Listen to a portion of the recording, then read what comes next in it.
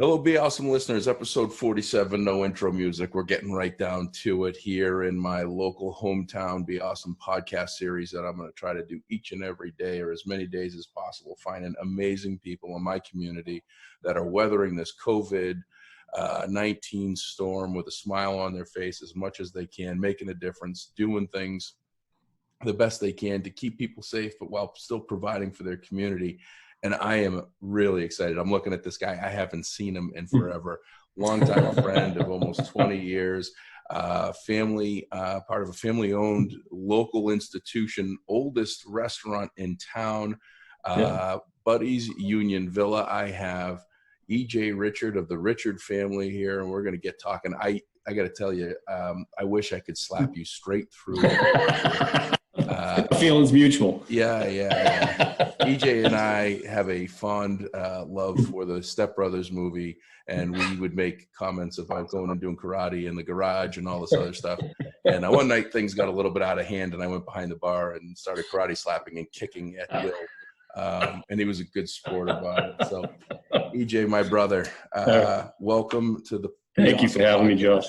Thank you so much for having me. Thank you. So give me the Buddy's Union Villa history, how it all started, why is it called Buddy's Union Villa, where is it, and all that fun stuff, and then we'll dig right in. All right. Well, we're located on 190 Washington Street in Easton, Mass. We've been there since 1976, so I think this July, I believe, will be our 44th year. Mm-hmm. My father worked at Boston Edison, and when he drove home every day, we lived 2 houses behind the villa. And he would drive home every day and tell my mother, you know, I'm going to buy that place someday, Kay. I'm going to buy that place. And she kept going, oh, yeah. What, you know, whatever. So they ended up in 1976 buying it with my uncle, my father's sister's husband.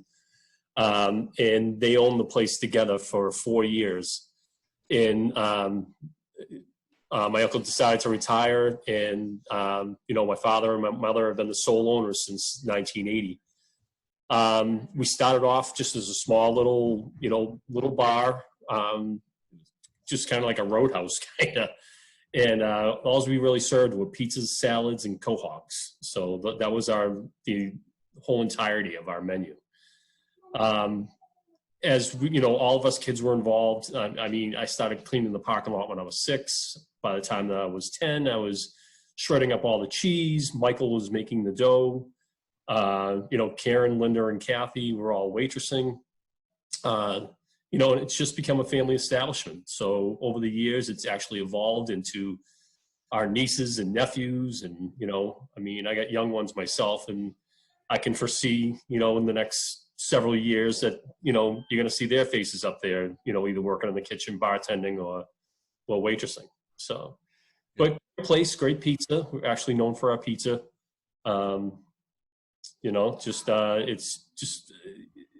it was always a dream, like I said, of my father's.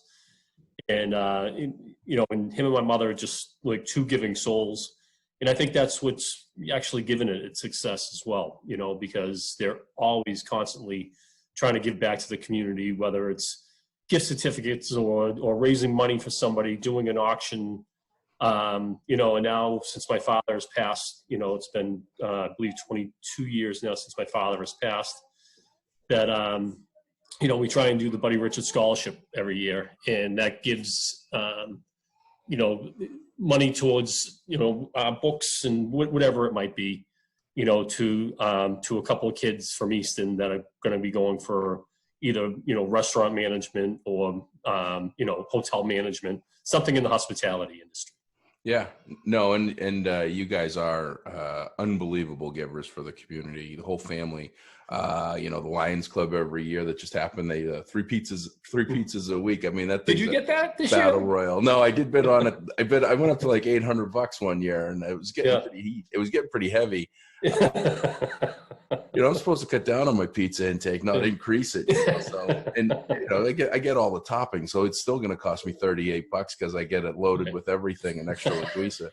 Which, little known fact, one of the most amazing cheeseburgers you can get is the Mario burger with his, which I like to call it Portuguese special because it's got linguiça on it. Without linguiça, yeah. Yeah. So, I mean, on any given week, I mean, how many pies you throwing out the door over there? I mean, what are you serving inside? I would say anywhere between 1,500 and 2,000.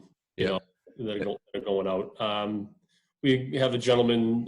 His name is Vasilios Tilos, but we call him Billy the Greek, and great guy. He's been with the company for 24 years now, 25 years.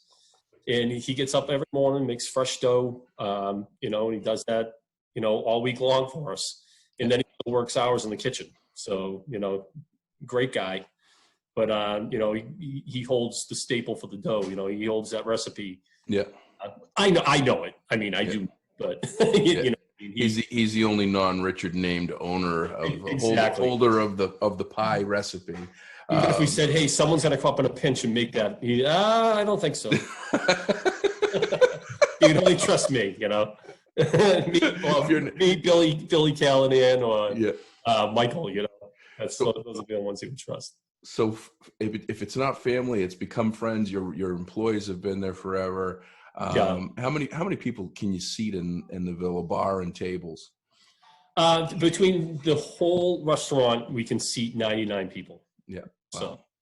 yeah, wow, good. That's our maximum. I think one time we might need to slide a secret chair in from the Grange next door on their yard sale day to make it 100 just to say we did it. Yeah.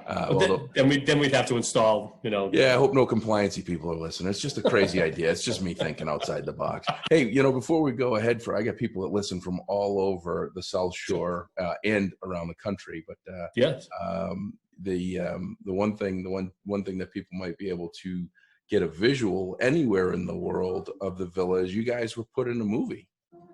Oh yeah. It was great. It was with Jake Gyllenhaal.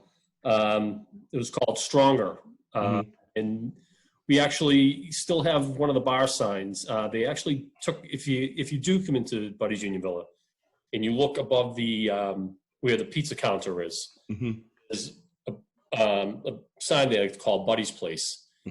We took that sign and made it into another sign called the Brick House, which it was named after this bar up in Chelmsford or something like that. Where the movie took place, where everything took place. They actually came in and, we weren't open for takeout or anything. We shut down for about 3 days, and they transformed the whole place. They came in, they wallpapered, they changed the signs, they did a lot of stuff. But the funny part about it is my brother-in-law, Bill Callahan, was there for most of the shoot. And he would sneak a picture of my father into a scene. So meticulous about everything that went into scenes. But you see him in like one of the opening scenes in the bar. You'll see his picture in the back. And it's him down the Cape coming out with 2 boiled lobsters, Just, but it's so funny because when they shift over and they're on the other side of the bar and they're doing a new filming, he got it over there somehow too. So it ended up in like 2 or 3 times in the movie, which was Well, I mean, if you know Billy, he can make just about anything happen. He got his mindset on doing it. He can make it work. True. Hey, so, I heard a funny rumor. So this is Stronger movie. It's the movie from the Boston Marathon. I heard this rumor going around town that you were actually the stand-in for Jake Gyllenhaal. Was that? Can I put? Can you hear it first? Yeah. No. No. I couldn't even be a stuntman back then. Well, we won't get into it, but I did see my claim to fame in the movie, the flip phone nailed to the rafter. So there you go. That's a story. That's a story for another day. That's a story for another day. So you get 99 seats; they're all empty. They're all empty. Pushing out a couple thousand pies in normal times, and all of a sudden the wheels fall off the wagon a couple of weeks ago, and you guys got to make some really tough decisions. Sure. You got people that you employ, you've got family and friends that count on you. Yeah. you have uncertainty, and as I was telling you, talking to Neil from McGuire's, this isn't like a fluid thing that's just going along and everybody's figuring out. This is changing every single day. This is a fluid, absolutely, and it's affecting you because it's going from, hey, you've got to be closed, to, hey, you can do deliveries, to, oh, you have to have no contact, right? And then you get to thinking of what's next. Walk me through how your family handled all of that, and how did you come to the decisions you've come to? I mean, all decisions go through my mother. She's the owner of the facility, and she runs everything. You don't see her there that often, but she runs everything. Believe me. And I have to give the credit to my three sisters. I'm the youngest of the five, and then there's my sister Karen Callanan, Linda Sykes, and Kathy Reynolds, who are all up there on a daily basis. And Karen's daughter, Catherine Callanan, we call her Kat, came up with a great idea of putting a couple of pizzas, like a couple of pizza doughs, along with a tub of sauce and some cheese. And if you want extra topping, you can choose one topping, and it's a $10 box, but it's great fun with the family. So she came up with this idea, and these things have been selling like hotcakes, so they're up there every morning, and they're making, 50 to 60 at a time. I worked Sunday, and I was up there from like 11:30 till 1 o'clock. We already sold 42 of them. So it's just, that's just, one little thing. But every day they're putting specials on Facebook to get the word out there. We still have, I would say 3/4 of our employees are still up there working. They're helping us, just clean. Billy Callanan is up there, doing the floors and, repairing floors and sanding them down. And, we go in every day, and we have a sanitizer that we use, and we go through all the, common spaces, doorknobs, bathrooms, common spaces out back. We're doing the social distancing. There's one guy up front in the kitchen, there's one guy in the back. Other people do come in, but, we try and keep that social distance out there. And at the counter, when you come in, you'll see that there's another table set up, to keep that distance from the people that are walking in to do pickup. We're also, if people would like, they're paying for their orders with credit cards over the phone, and then they just call on us when they get there, and we're running pizzas out to their car. So throwing the boxes in the back and be on their way. Yeah. Have a great day. Come back again. And that's great. And we won't get into your work history, but you've got some extensive work history in senior health living and maintenance and cleaning supplies and solutions. So if anybody knows about the sanitizing of touch points and everything else, they got a good friend in you to share that best practices and what to do and when to do it. Well, this is great. I mean, and so Kat comes up with this idea. You start throwing dough in the boxes, and it takes off. I got to tell you something. That's one of the single greatest ideas out there, because people are bored. They are. Throw pizza in a box that's made, and you eat it. Put it in there that you got to spread it out and put some flour on your countertop and do all that stuff and put some work. It's putting people together. Families together. I mean, you got to be selling. People got to be buying 5 and 10 at a time. Jack, they are. Like I said on Sunday, I was up there and a lady came in. She ordered 10 boxes right off the bat. But they're all anywhere from 3 to 5 boxes, kits that are going out at a time. Yeah. And then you see the wonderful pictures on Facebook of just families having fun with it. They're rolling dough and doing everything that they should be doing. And all the kids have big smiles, and that's what matters, right? Yeah, my buddy Chris Mills, who my flag behind me, who he's going to be on here later this week, Shoveltown, and first responder in town. His son Jack D. Mills, he bought like 20 of them on the first day. I was like, "What are you doing?" He's like, "Love the pizza. I want to make it myself. I mean, it makes all the sense in the world." And he's almost 21. So I mean, think about parents that have actual kids that want to do fun stuff like this. Right. You guys are still serving the Greek salads, which are to die for. Dressings. I mean, get yourself a Greek salad there, and you won't think of going anywhere else for one. You're still doing all the full menu items. Is it all full menu? Everything's still, we're doing everything. We haven't. They did an open-faced turkey sandwiches, I think, yesterday as a special. Asian wings were a special today. So they're trying to mix it up a little bit and do different things. Yeah. And the thing you said in the beginning that you started with the cohogs, if you haven't had a Mhm. cohog, and there's a lot of people that are not from around here, oh my goodness, you got, it sounds like it My sounds like, dog. So. it sounds like a cold-blooded killer. Yeah. I say that while I have the most protective, non-aggressive breed of dog at 150 pounds, snoring on my feet, doing nothing. So, good for Sorry you. about that. Was that about 12 pounds? Yeah, maybe 12 to 14. Yeah. Sure, her name's Minnie. Yeah. Oh, all bark, no bite. She's a Havanese poodle. She's a Havapoo. Is that a true? Is that a true? It's. I guess so. Yeah. I want to get one just for the name. Yeah. Right. It's fun. So what are the hours, EJ? So hours? we are open for takeout only from 11 to 8 every day. Mhm. So we're doing that, I believe, even on Sundays. I think it's 11 to 8. Yeah. So please stop by and say hi and support your local pizzeria. Yeah, you guys doing call ahead? I'm hearing there's a lot of that coming up. So could I call at 11 and say I want it at 6 to? Yeah. Oh, absolutely. Absolutely. Yep. Okay. Our cooks are great at doing that. It's just the support's been great from the town. So I mean, they're really. I mean, yes, has business dropped? Of course it has. But they're really supporting us and helping us out. Coming in every day. And like I said, with Cat in those kits, it was a tremendous idea. And that's really, holding us up there too. Leave it to the young one to come up with the good ideas Right, and keep the old right. ones going, So what's the phone number? You guys on social media? You talking about? We are on social media. We're under Buddy's Union Villa on Facebook. Our phone numbers are area code 508-238-2625. And then our other number is area code 508-238-3445. Call us anytime. We don't do any ordering online.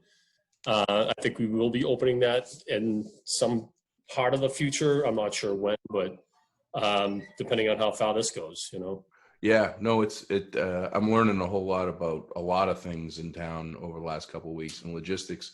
You think it's easy, you just put it up, but you put another avenue that's easy for people to place orders. When you manage it through the phone lines, you can kind of manage what gets into the kitchen. You open it up online, right. You open up the floodgates, and now you're talking about 2 and 3 hour waits and all that stuff. Right, so, right. A lot of work goes behind the scenes and all this stuff. I can't imagine.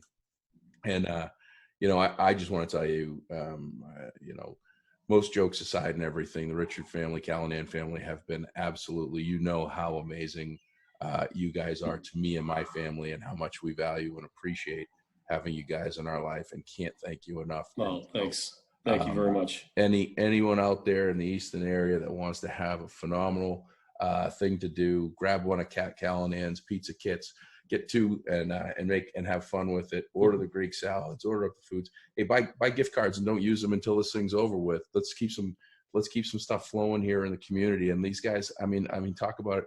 3 days in a row, I've had great people with immense stress that are still smiling, and they're still finding a way to find in the bright spot, even as small as it might be on these dark days.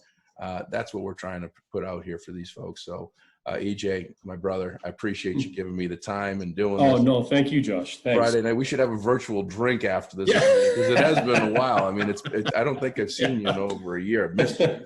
So that will do it for episode number 46 or 47. I'm working on which number I'm at. I think it's 47, actually. Awesome. Thank you for listening. Yeah, we're going to do this every day. I'm going to try to find people to talk about every day. If you get somebody and that you got it in mind, just let me know. But be awesome listeners. Really appreciate you taking the time out of your days to hopefully make a little bit of a smile, learn a little bit, understand the businesses that are still essential businesses that are making a difference. In some cases, they're making a smile by providing you with something different like that pizza kit. Take advantage of it. Listen to these people. They're getting through this, and you can too. So have a great day, everyone. And remember, if you can be anything, be awesome. All right. And